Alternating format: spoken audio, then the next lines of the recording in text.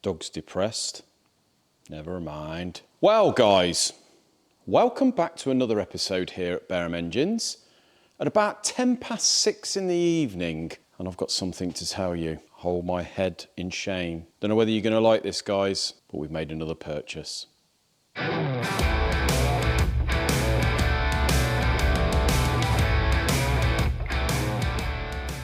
Before I show you, before you bite my head off, Isaac has got to me. He kept tagging me in things that I did not need and did not at the time want, until one caught my eye. So going back a few days, Isaac tagged me in a particular vehicle, as he has done before, and it caught my eye. So I actually rang up this particular vehicle, which was for sale, rang up the owner. Very nice chap from up country. I said, is the car as good as you describe it? He said, it is. Only trouble is I've got someone coming to look at it in about 2 hours. I thought, yeah, right, they all say that. I said, never mind. Anyway, off he went. Rang me back about 3 or 4 hours later. He said, I'm really sorry. The people turned up and they bought my car for the asking price. It was that good. But my friend, weirdly, bought one at the same time. Same colour, exactly the same spec, although a little bit newer, quite a lot less miles. He said, he'll probably sell that, but he's one of these that don't like to deal with the general public. I don't blame him. It depends how well mine goes, the sale, and if it's not too much hassle, then maybe I could be persuaded. I give him my number, he give it to his friend. Sure enough, a day or two later, he gives me a ring. We sort of did a bit of a deal. I sent my friend Adrian up with the trailer, as I always do with the vehicles. Adrian knows his stuff. He had a look over it. He said, all good. Did the deal. Adrian bought it back. And there it is, guys. Isaac has persuaded me to buy a Subaru Impreza. Haters are going to hate. Feel free to bang into the comments now on what you think about this. But I've been persuaded by the apprentice. And do you know what? I don't regret it.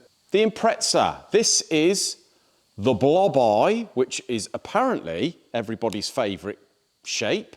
The blob eye headlight. So this is the predecessor to the hawk eye. And you'll notice that it is on an 06 plate, a 2006, which is unusual for a blob eye. I think they do sort of 2004, 2005. This is a late registered blob eye, just literally before they started the hawk eye. It's a really pretty car, I think, to be honest with you. I've never had anything Japanese before in my life. You see that it's got STI plastered all over it, got the big wing on the back, etc. But it is actually not an STI, it is a WRX. And we got this thing for pretty much a steal. Now, hold your horses there. I know what you're going to say. Why the hell are you buying more toys when you should be spending your money on the business or machinery? The reason is, it makes Isaac happy, doesn't it? Isaac does a lot for me.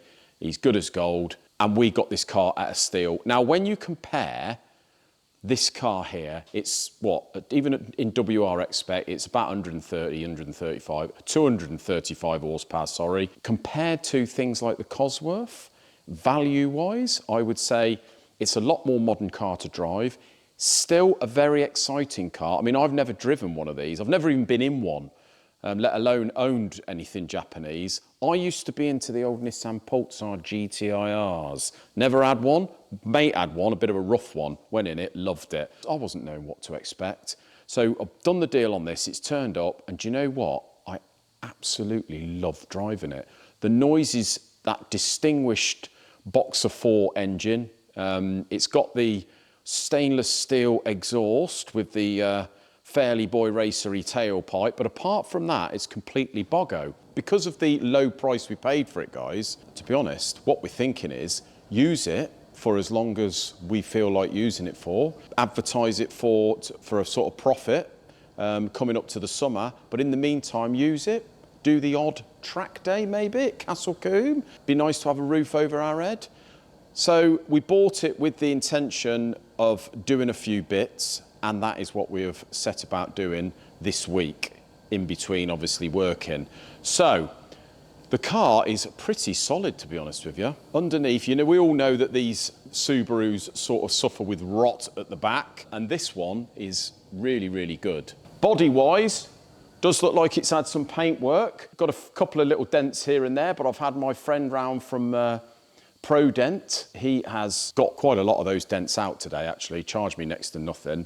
And it's made the car look a lot better. So body-wise, it ain't bad, really. As I say, it's had a bit of paint, but it's a 20-year-old car, isn't it? Interior is absolutely immaculate, and it's WRX spec, which I actually prefer to the blue STI seats. I think they look a bit... They're all right when they're new or mint, but when they're a bit grubby, they look naff. So this is the WRX black interior, typical Japanese, nothing too exciting, but the seats are really comfy. The gearbox is nice. It just drives lovely. Only thing is the suspension was getting a little bit tired, so we have replaced that. So we have set ourselves a bit of a budget on this, obviously because of what we paid for it. Solid underneath, but you can see there the BC coilovers. We've even got the socks over the top of the coilovers to keep them nice. It's got the WRX Pro calipers, which ain't too bad. Not as good as the Brembos, but they're pretty good, I think. We've gone for the M-Tech discs there and uprated Mintex pads, so something that's quite nice on the road, but also will do not too bad on the track. We've used Mintex pads before, no problem at all with them. We've replaced a couple of bushes and stuff like that. Put the old mud flaps on, which looks distinctly rally, doesn't it? You see that there, protruding? It had the WRX wheels, which were a bit shoddy. You can see we've just in the process of doing the back ones. We're just going to put those on. It had the standard WRX wheels, which are like 7-inch wide. Not very good, to be honest, look a bit weird. And they were pretty scuffed up, really. So for the sake of probably twice as much as it would cost in paint, we've bought ourselves some new wheels. And we've also bought new tyres. So we've got the Michelin Pilot Sport Cup 2s, which are a sort of partial semi-slick. It's got some deeper tread, so they're a lot better in the wet than the earlier Cup 2 Sports, apparently. And we've got some lovely, very Subaru type wheels. So we've gone for a sort of STI look, the multi-spoke there, and in the bronze as opposed to the sort of blingy gold. So, and we've tried them on the car and they look absolutely brilliant. So once we've got these BCs set up, nice ride out. The BC coilovers on the Subarus apparently are really, really good. These are top adjustables. And when we get the ride height nice, we don't want it looking too boy racer, but it's got to look sort of a bit mean and trackified.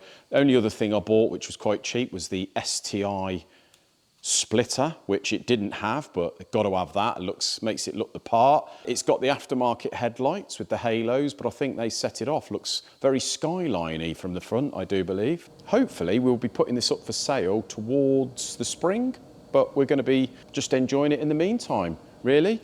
And it gets Isaac out in his first Impreza, doesn't it? Got to help the boy. Might sort of tempt him into maybe purchasing this, maybe purchasing his own in the future. But yeah, really looking forward to it. It drives lovely. Had a bit of a knock and sort of clunky at the back, but I think the rear shocks were absolutely knackered.